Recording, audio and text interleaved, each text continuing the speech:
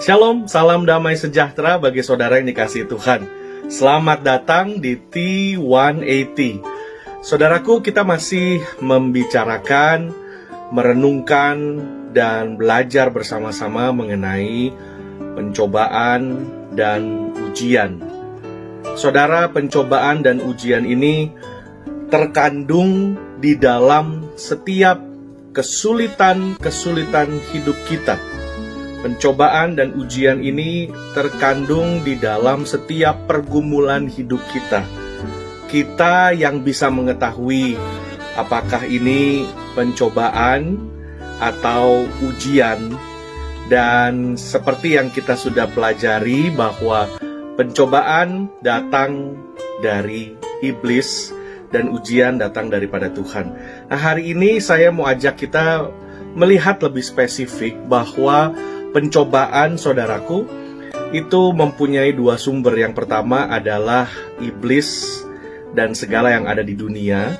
Dia menggunakan segala sesuatu yang ada di dunia. Dan sumber yang kedua adalah diri kita sendiri yang juga ditunggangi oleh iblis. Saudara, saya mau ajak kita baca di dalam Efesus pasal yang ke-6.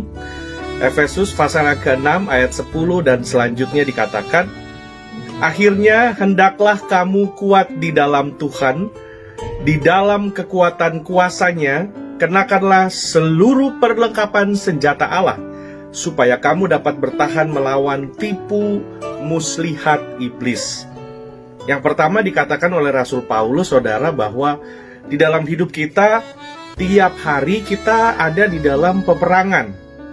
Peperangan secara rohani, peperangan untuk menaklukkan diri kita sendiri, peperangan untuk mengalahkan dan mengatasi setiap permasalahan yang ada dalam diri kita. Karena itu Paulus mengingatkan kita bahwa kenakanlah seluruh perlengkapan senjata Allah, supaya kamu dapat bertahan melawan tipu muslihat iblis. Kita harus mempergunakan seluruh perlengkapan senjata Allah, yaitu firman Tuhan. Nah, karena itu, saudaraku, saya mau ajak saudara harus dapat menyadari dan menerima kenyataan ini bahwa di dalam hidup kita, kita manusia yang tidak sempurna. Kita dapat berbuat salah, kita dapat mempunyai keterbatasan di dalam kita menilai, menyikapi sesuatu. Karena itu, saudara, penting bagi kita tiap-tiap hari untuk bersandar kepada Tuhan. Tiap-tiap hari untuk mengandalkan Tuhan, untuk berdoa dan bersaat teduh kepada Tuhan. Karena peperangan kita ini hanya bisa dikalahkan oleh kuasa nama Yesus, oleh kuasa firman Tuhan. Nah, selanjutnya, saudara, kita baca di Efesus 6 ayat yang ke-12. Karena perjuangan kita bukanlah melawan darah dan daging. Sekali lagi, saudara, perjuangan kita, peperangan kita, musuh kita bukanlah orang yang kita lihat atau apa yang dapat kita pandang secara mata jasmani kita. Tetapi dikatakan, tetapi melawan pemerintah-pemerintah, melawan penguasa-penguasa, melawan penghulu-penghulu dunia yang gelap ini. Melawan roh-roh jahat di udara. Itulah iblis, saudara. Sebab itu, ambillah seluruh perlengkapan senjata Allah, supaya kamu dapat mengadakan perlawanan pada hari yang jahat itu, dan tetap berdiri sesudah kamu menyelesaikan segala sesuatu. Saudara, mungkin kita berpikir, mengapa kita harus dicobai? Mengapa kita harus diuji? Saudara, kita mungkin terbatas dalam bisa menangkap dan membaca maksud Tuhan lewat setiap peristiwa.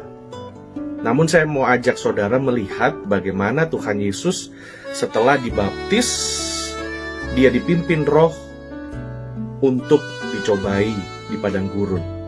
Berarti hidup kita ini, saudara, tidak terlepas dari segala sesuatu pencobaan atau ujian yang Tuhan izinkan.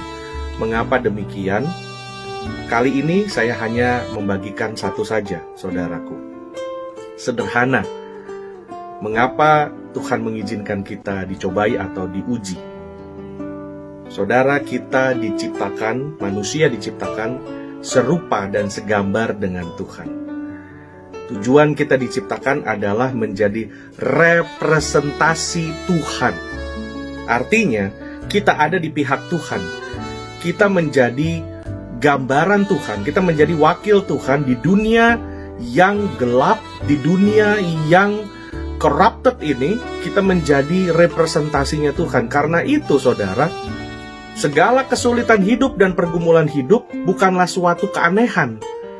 Bukanlah menjadi suatu hal yang membuat kita terkejut dan kaget. Wah, kok gini?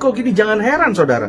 Dunia ini sejak manusia jatuh ke dalam dosa, maka tidak ada lagi yang sempurna di dunia ini. Justru kita harus menjadi takjub apabila tiap-tiap hari kita boleh bangun dan melihat di cermin bahwa puji Tuhan, hari ini ada orang berdosa seperti saya yang diizinkan Tuhan untuk hidup.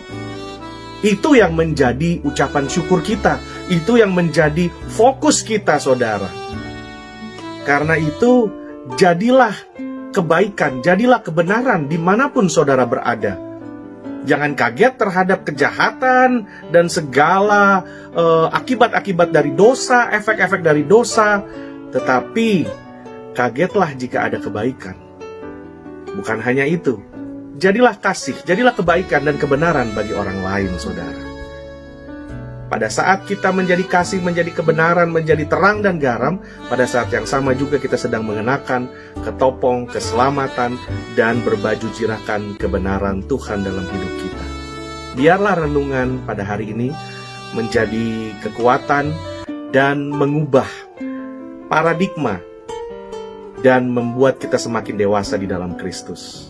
Tuhan Yesus memberkati. Haleluya.